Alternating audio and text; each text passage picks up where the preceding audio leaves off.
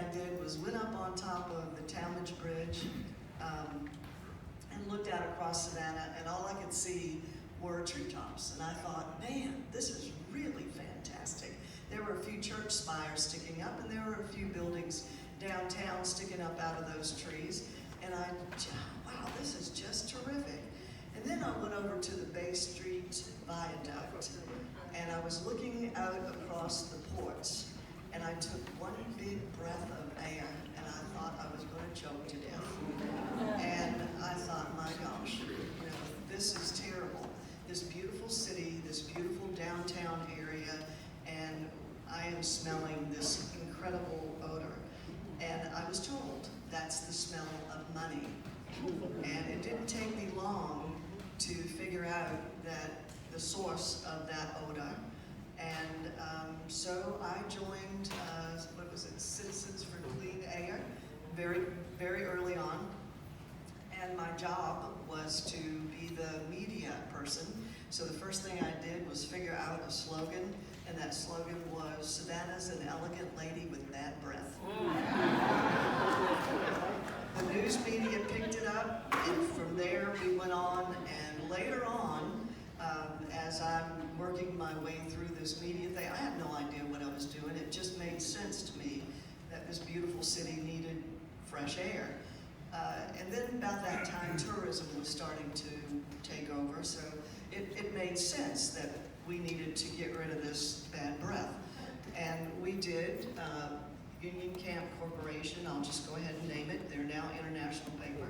At first, they didn't like me at all. You can well imagine. And so I ended up interacting with Union Camp staff, and we became very good friends over time, not at first. I remember going into Jim Pate's office, and the gentleman that he did not stand up.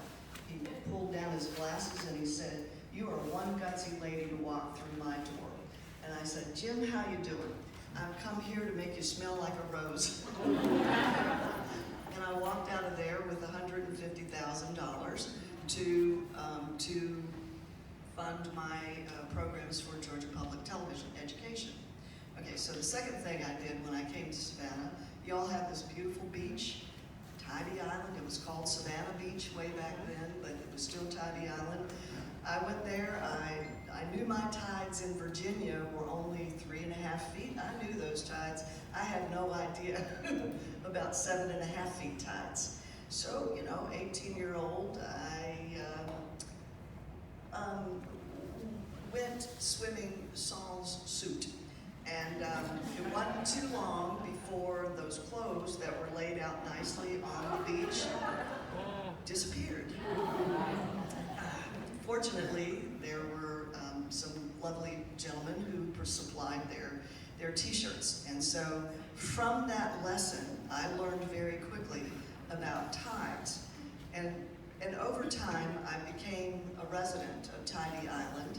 And those tides, that waves were crashing up against Fort Screven. You all know Fort Screven. Those waves were bashing up against Fort Screven. Well, now it's 50-something years later, and I became the chair of the Tybee Island Marine Task Force, and we were able to build those dunes up. We have made so much area now in front of Fort Screven that I'm also in charge of building the Tybee Island Marine Science Center, the new science center that's there, which is a beautiful building. But the main thing is that we do programs, and one of the programs that I'm the proudest of is called Sidewalks to the Sea. We partnered with the city of Savannah to bring inner city kids who live 13 miles from the beach, but because of transportation, they will never see the beach. They will never experience wading through the waves, wiggling their toes in the sand, learning about this wonderful ocean that we have off of our coast. They won't know about their own islands off of their state. So that program brings these inner city kids, I can't remember the exact number, but maybe 15,000 a year. to Tybee to give them an environmental education about their coast, about their ocean. Those are the things that have mattered to me, seeing a need and then taking action to get those needs.